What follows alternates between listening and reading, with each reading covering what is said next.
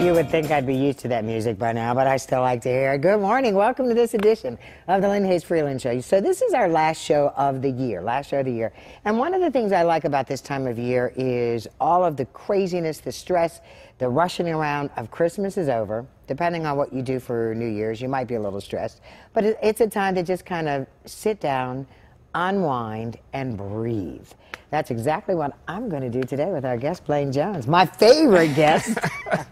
Welcome back. You haven't been here in forever. You know what? I absolutely love being on the set with you. I love talking to your audience, and I love the music. Do you want to get up and dance? I thought about it. I'm ready. Let's go. Yeah.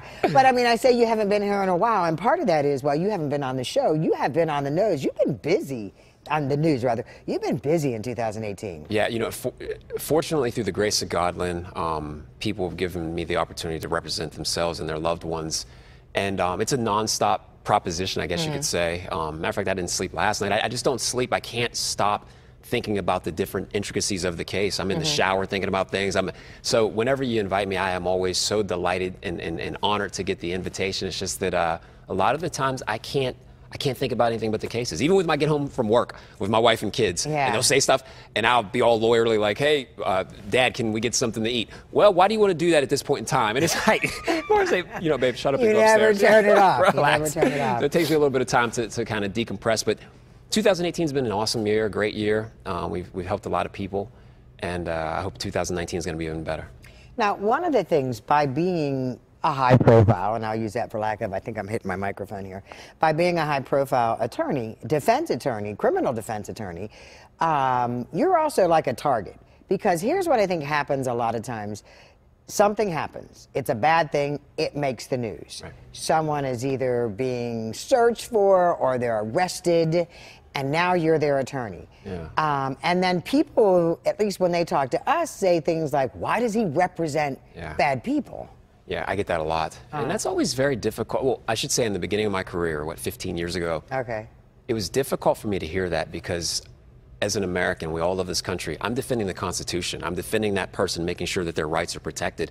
I'm not trying to do anything shady or underhanded or anything like that. But yeah, I mean, I get, you know, on the Facebook page that I have, you know, you're a slime ball and this and that and a lot of mean and derogatory things. But then I sit back and I think, because a lot of the times when something happens to that person, they're calling me or another defense attorney. So you have to have a very thick skin in this job. I don't take it personally. I've been doing this a very long time. You speak to any officer, any prosecutor, any judge that I've ever been in front of, they're going to say the same thing. I work my tail off, I'm honest with you, and I do the best I can for my clients. So I don't take it personally. So do we as a country really believe innocent until proven guilty? Man, or is that just something that we say?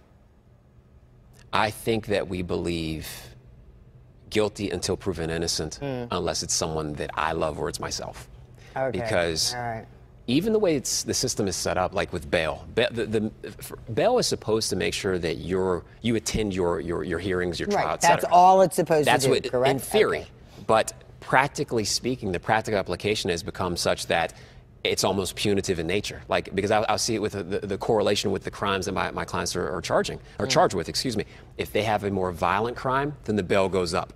If the crime isn't as violent or severe, there's a lesser bail. But that's not what it's supposed to be about. So to answer your question, I think our country, unfortunately, is guilty until, if ever, proven innocent. And that's one of the challenges that you face when you're doing a trial. And I've done many trials, and you have to almost re-educate people that, listen, my client sits here as an innocent person and remains such only if until the government proves their case. And then people say stuff like, well, your client has to prove his innocence or her innocence. And I say, no, we don't have to prove anything. But it's just a re-education, you know, because they think a lot of times law enforcement, if they arrest the person must have done something bad. Must have done something bad, yeah. And to your point, as someone who's been in a courtroom a lot of times, people always wonder, well, why didn't he testify? Why didn't she testify? And that kind of goes along with what you're saying about they have to prove your guilt. You don't have to prove your innocence. Yeah, you know, I always say that we operate in two parallel universes, the universe of the law and then the universe of the real world. In the legal universe, you have the Fifth Amendment, and it sounds beautiful in your law school classrooms. Fifth Amendment basically protects a person from self-incrimination. Right. So you don't have to testify. But in the real world, 12 people that we pick from Allegheny County, they don't give a darn about that, and they usually want to hear what's your side of the story. These things are being thrown at you. Why aren't you defending yourself?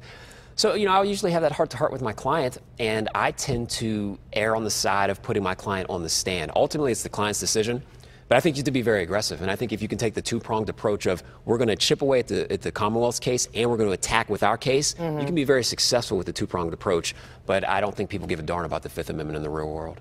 Now, you mentioned the jury. I feel like I have so many things to talk to you about because you haven't been We here have for a like while. 3 or 4 hours? Nah, yeah, right. But you mentioned the jury, and there was a story in the news recently, and it kind of had to do with the death penalty case. And one of the things the judge said that he was considering was the toll that death penalty cases take on a jury. Have we seen, I mean, there was a time that county, you rarely saw African Americans on the jury. Yeah. When you talk about the toll and at least understanding some of the things that happen on a day-to-day basis, have we seen a change in the makeup of juries here? Your questions are so good today. I feel like you've been saving these up. And I have. Part of it, in terms of the toll on a jury member. I did a trial recently. It was a 4-day trial. We got a not guilty verdict in 45 minutes. But when just for the record. Just throw that out yeah. there. But when we were about to start the trial, and you pick 12 jurors and 2 alternates, okay? And everyone sits in the box and they listen, but ultimately at the end, the alternates are excused and the 12 jurors pick or decide. With that said, when we got in front of the judge said, may I see counsel in chambers? And we were like, sure, what's up? The trial didn't start. One of the jurors was overwhelmed by the process, and that juror wanted to be excused before anything got started. So now that was a gun case. Now let's extrapolate or move that forward to a potential death penalty case. That is a lot to ask a person that may not even really believe in the death penalty or maybe on the fence about it to decide if this person is going to die or live. Right. So when you step back with a wider lens and you think about what that judge said, number one, I think it takes a lot of courage for that judge to say that. And number two, I think that judge is completely correct. I think we all need to take an introspective look at what are with respect to the type of toll it takes on the people making that decision. The second part of your question, with respect to African Americans on the jury, like I said, I've been out of law school now, 15 years, and I've had the opportunity to try a lot of cases. And Lynn, let me tell you something. In Allegheny County in particular, there are 35 people in panel for your jury to pick. So out of that 35, you picked 14. That's correct. Okay. And you have challenges, blah, blah, blah. And we often make the same challenge, and it's a challenge for lack of diversity. And you'll see, unfortunately, you'll see the same scenario played out a lot. You go into the jury room or in any courtroom in Western PA, black defendant, white judge, white prosecutor, white defense attorney, and 12 white jurors. Now, I'm not saying that is inherently racist or prejudice, but I do think that there's something to this saying, a jury of your peers. And when I think of a peer, I think of someone that's had the same life experiences. Right. Because it's just little things. Like when I have a client and maybe they're not as educated or from a different socioeconomic background, it's difficult to put them on the stand because they may not conjugate their words as well. So it's little things that a juror may be looking at that automatically puts your client in a different light. And it's fascinating. I think the concept of the jury is fabulous, but the practical application leaves a lot to be tinkered with. So many follow-up questions, but we got to take a commercial break.